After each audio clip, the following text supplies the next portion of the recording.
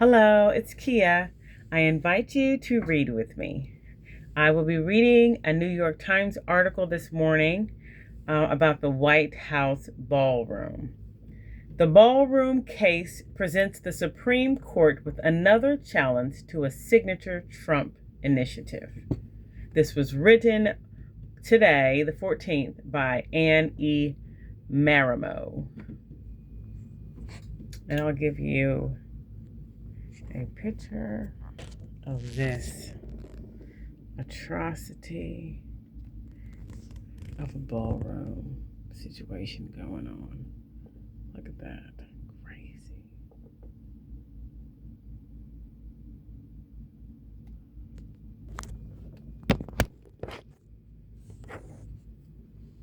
The Trump administration on Friday asked the Supreme Court to bless the construction of President Trump's White House ballroom to replace the demolished East Wing.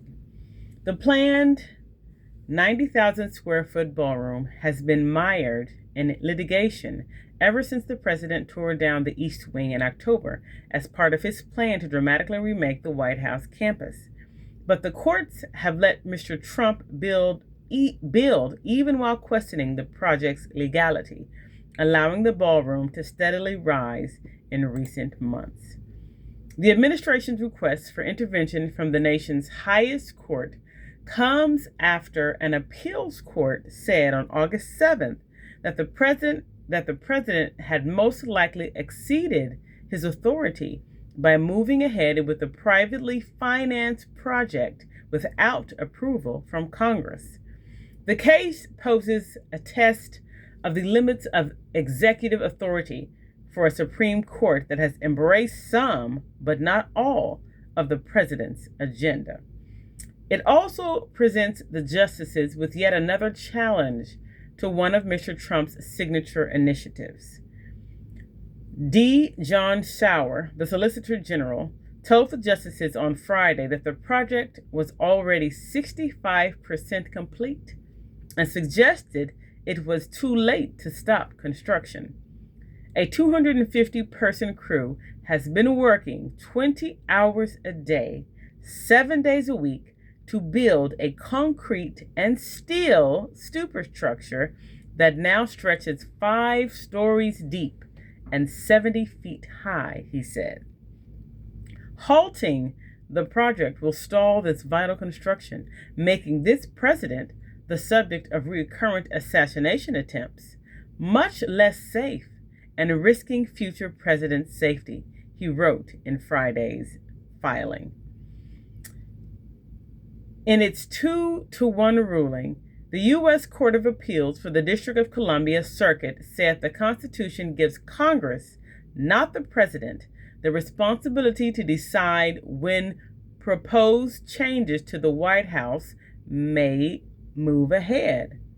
Congress has not ceded unfettered authority to the executive branch to dramatically redesign, reshape, and reconstruct the White House, the people's house, to fit a particular president's desires, the appeals court ruled.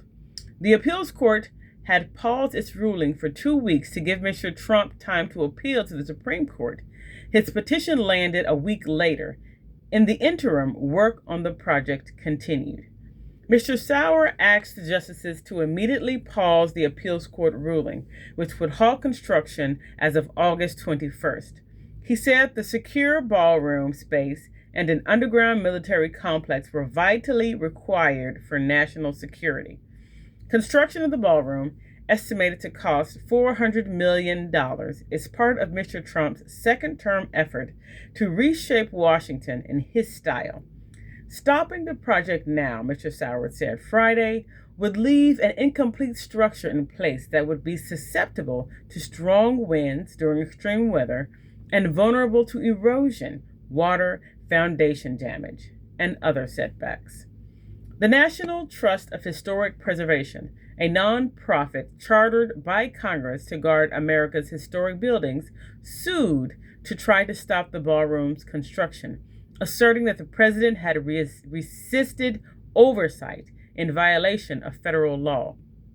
Justice Chief Justice John G. Roberts Jr., who handles emergency filings from the District of Columbia Circuit, on Friday asked the trust to respond to the administration's request by noon on Tuesday.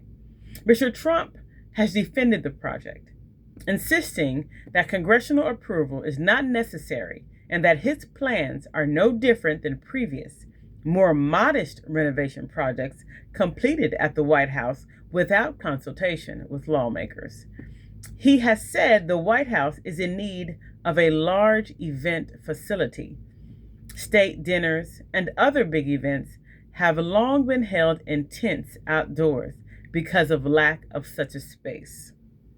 The president's legal team has shifted its claims about the project since the litigation began, asserting in recent months that its primary purpose is to add a sprawling underground military complex to improve White House security.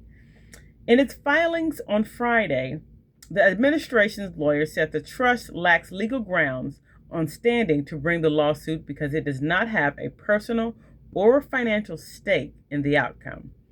After the appeals court ruling, Mr. Trump said on social media that this unjust decision must be overturned by the Supreme Court in its entirety.